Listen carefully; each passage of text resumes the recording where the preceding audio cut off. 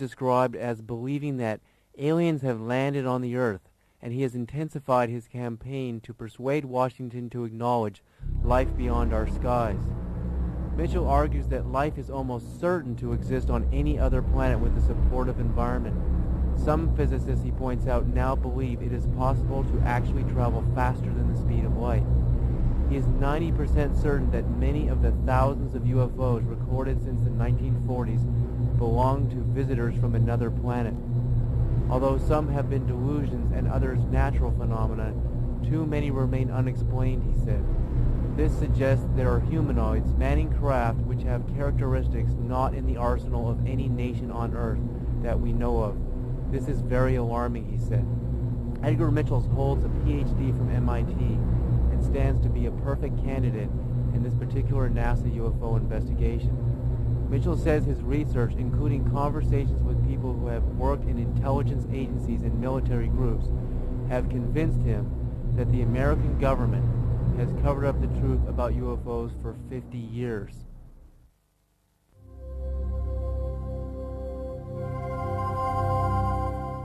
I thought if I sent Edgar Mitchell the tether footage from STS-75 that he could clearly see that we were looking at the largest UFOs ever captured on film.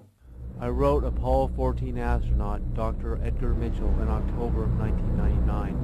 On November 24, 1999, Edgar Mitchell wrote me the following letter. David Sarita, yes, I have received your film and reviewed it and the info package you provided. I see utterly nothing about the tether incident that is particularly interesting. If there is more revealing footage, then I will look at it. However, I have looked at many feet of space film and have yet to see only one that has anything worth looking into regarding UFO appearances. Signed, Edgar Mitchell. I could not accept the idea that such a great proponent of UFOs was so adamantly against the suggestion that these giant circles passing behind the tethered satellite were UFOs. He was shrugging off the most astounding piece of video ever witnessed of UFOs in the history of the space program. I couldn't believe it. Dr. Mitchell, who was an MIT PhD, could not even acknowledge that the disks were clearly going behind the 12-mile length of the tether. He couldn't even see that very simple fact. I think just about any moron can tell the difference between when a disk is going behind this piece of wood and when it's going in front of it. That's in front, that is behind. This is not in front, this is behind. And that's exactly how they appear. Why couldn't Edgar Mitchell see this point? I decided to try to argue the points with Mitchell more precisely. He wrote me back almost immediately. David, at first glance they are just particles, perhaps outgassed. I do not know. But I certainly would look for a more prosaic explanation than UFOs. If you have a better film, I will look at it, but I am not very optimistic that they are anything exotic. Signed, Edgar Mitchell. Edgar Mitchell wrote to me that he thought the objects were just particles, perhaps outgassed from the space shuttle. How does a particle appear to be visible from over 77 miles away? We're looking, the cameras on the space shuttle are at least 77 miles away and drifting past 100 miles. How do you see just little particles of dust floating by that appear as perfect, giant circles with notches cut out of the side, clearly passing behind the tether, pulsing with very sophisticated wave patterns? How do particles behave like this? Maybe I have to relearn and reinvestigate particle theory to understand some of these ideas, these ridiculous ideas that some of these scientists are coming up with.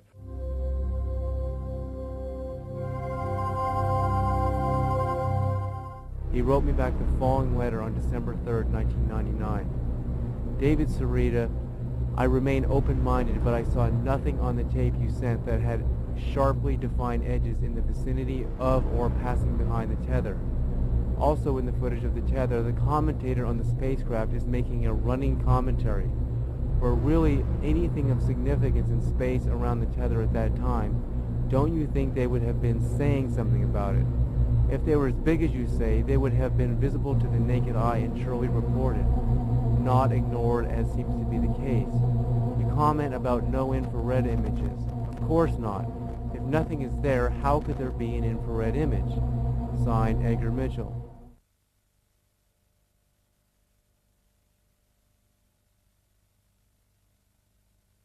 The first point that Dr. Mitchell makes here is that I saw nothing on the tape that had sharply defined edges in the vicinity of or passing behind the tether, reveals that he is ignoring just how defined the edges of these huge discs are and how sharply defined they are as they travel behind the very clear edges of the tether.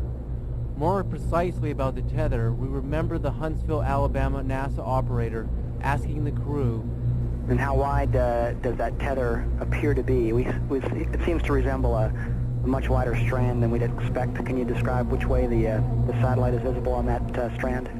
The 12-mile-long tether cable was only a tenth of a centimeter in thickness and should not have been visible from over 77 miles away.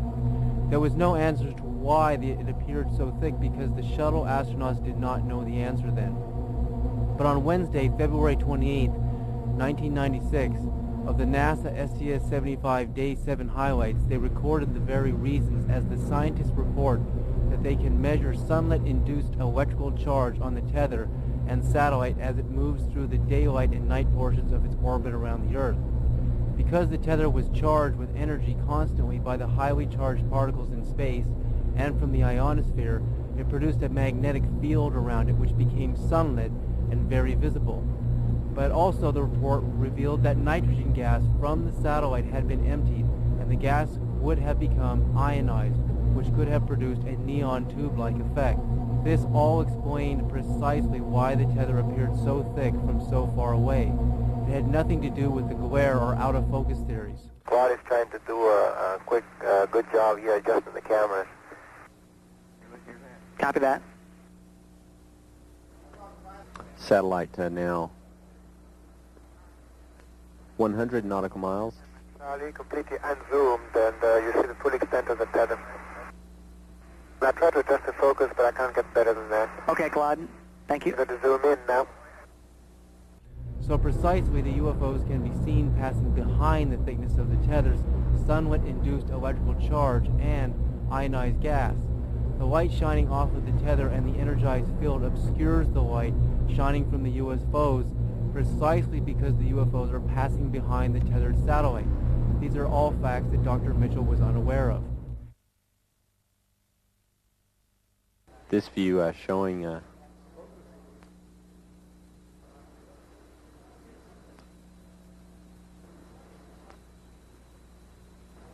the satellite. Dr. Mitchell was obviously not considering the NASA astronauts talking about the UFOs on alternate Department of Defense encrypted radio channels, probably because they did not have them during his own Apollo 14 mission to the moon. During long pauses between words, we might assume that the astronauts and NASA control operators are talking on Department of Defense secure channels encrypted to prevent anyone from tapping into their conversations about classified information, such as unidentified flying objects. When Dr. Mitchell finished by saying, "You comment on no infrared image," of course not. If nothing is there, how could there be an infrared image? Dr. Mitchell was obviously completely unaware of how objects that are vibrating with electromagnetic energy higher in frequency than the human eye can see, such as the near ultraviolet range of light, can actually exist but be undetectable in the visible and infrared ranges of light. Perhaps such observations required advanced ideas in quantum physics that he was not prepared to accept at the time.